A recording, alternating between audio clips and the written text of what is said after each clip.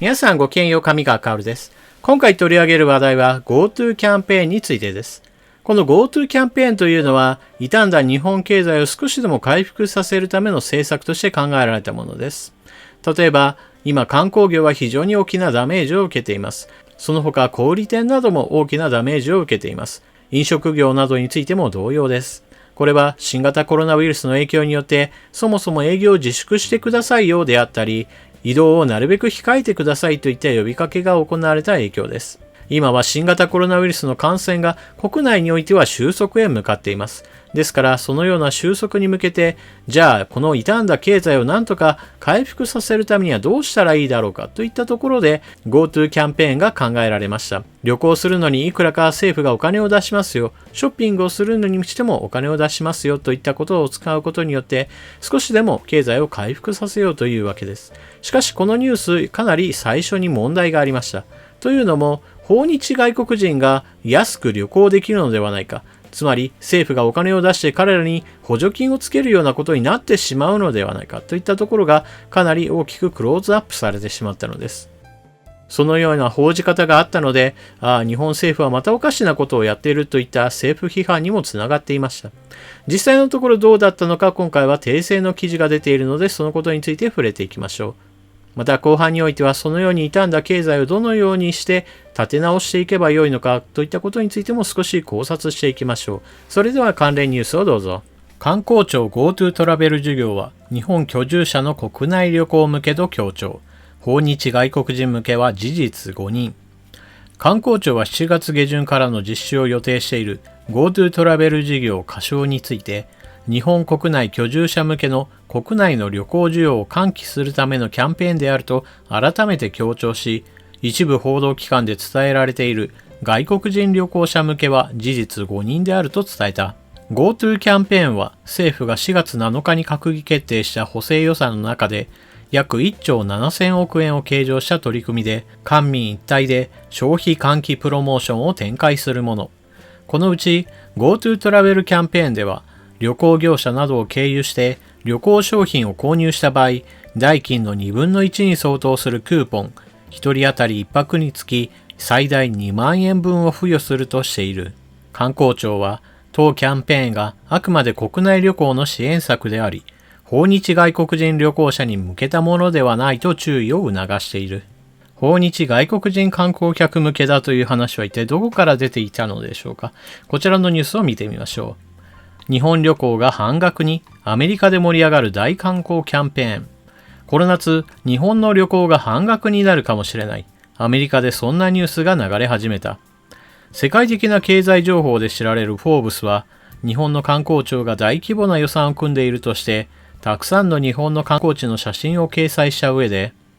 7月に始まるかもしれない最高にお得なツアーだと期待を寄せた記事を出している。あるトラベル情報誌は、ホテルにレストラン、イベント、ショッピングが半額、そう半額と興奮気味に伝えている。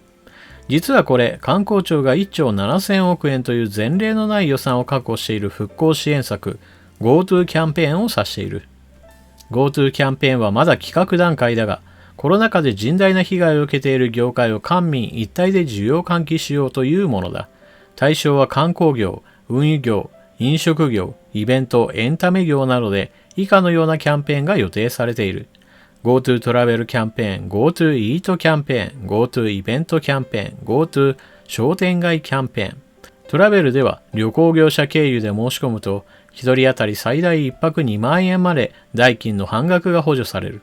宿泊以外にも飲食店や土産物店、観光施設などで使えるクーポンも含まれる。飲食ではオンラインで予約すると最大1人当たり1000円のポイントがもらえる見込み。2割相当分の割引となるプレミアム食事券の発行も検討されている。イベントではチケット会社経由で購入したチケットに2割相当の割引かクーポンを付与するといった内容だ。期間限定だが政府はコロナ収束後を V 字回復フェーズと位置づけ、半年ほどキャンペーンを実施したい考えだ。時期は7月末の夏休みシーズンに焦点を合わせている。以上は国内向けの復興支援策だ。それでは参考情報として、訪日外国人の数がどうなっているか見ていきましょう。4月の外国人入国者1256人、前年同月比 99.9% 増減。出入国在留管理庁が14日公表した出入国管理統計速報値で4月の外国人新規入国者数は1256人だった。2019年4月の268万3000人から 99.9% 超減った。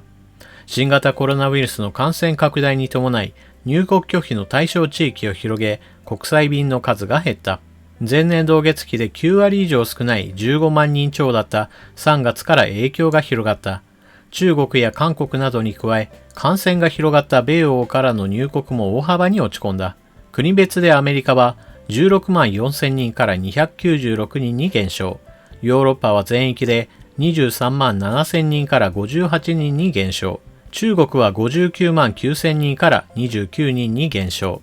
韓国は54万6000人から24人に減った。この GoTo キャンペーンという政策にはいくつかの問題点が指摘されています。まず第一にこの政策の予算が付けられたのが第一次補正予算の中だということです。現在第二次補正予算の話が進んでいるような状況ですから、第一次補正予算というのはまだまだ新型コロナウイルスの感染がどこまで広がるかまだ未知数だった時です。そのような時に感染が収束することを前提として予算を1兆7000億円もつけたのです。もっと他にお金をつけるべき場所があったでしょうという話が出るのは当然のことだったと言えるでしょう。特に新型コロナウイルスの感染拡大期にあるかもしれないとみんなが不安になっていた時期なのですから、休業要請をかける時の予算に充てるであるとか、国民の生活保障にお金を回すべきだったという批判はまさにその通りだったと思います。このような GoTo キャンペーンというのはあくまでも感染が収束した後に使うものであるということを考えると、時期としては今の第二次補正予算の方に入っていた方が自然な話です。そしてこの予算の額についても当初大きな問題があると指摘されていました。特に新型コロナウイルスのワクチン開発などに大きなお金をかけている様子もなく、一方でこうした GoTo キャンペーンには1兆7000億円、これはかなりの額です。この額が一体どれだけ大きいのかということを考えるためには、まず日本の自衛隊の予算などを考えると良いでしょう。自衛隊の防衛予算は大まかに言えば5兆円です。その5兆円と比較して1兆7000億円を見れば、かなりの大きい額だなということがわかると思います。ただし、ここで一つ考え方として、今は普通の時ではないということを考える必要があります。普段の年であれば1兆7000億円もかけて観光業や小売業などに大きなキャンペーン予算をかけるというのは明らかにおかしな話です。しかし現在は日本政府自身が新型コロナウイルス対策として営業を自粛してくださいと言って多くの企業に対してお仕事を休んでくださいと呼びかけた後ですし、また個人に対しても外出をやめてください。県境をまたいでの移動などはなるべくしないでください。旅行などについても今は自粛してくださいといったことをかなり広く呼びかけました。その影響もあって日本国内の経済活動というものは大幅に縮小した時期です。ですから、このような非常時においてはかなりの額を出すしかないというのも、これは的外れな話ではありません。また、今回の訂正基準にもあったように、日本国内にいる人が移動したりショッピングをするのに使うのであれば、お金が日本国内で回ることになるため、それほど悪い話ではありません。非常時の政策としては、財政出動を伴ってこうした政策を行うことによって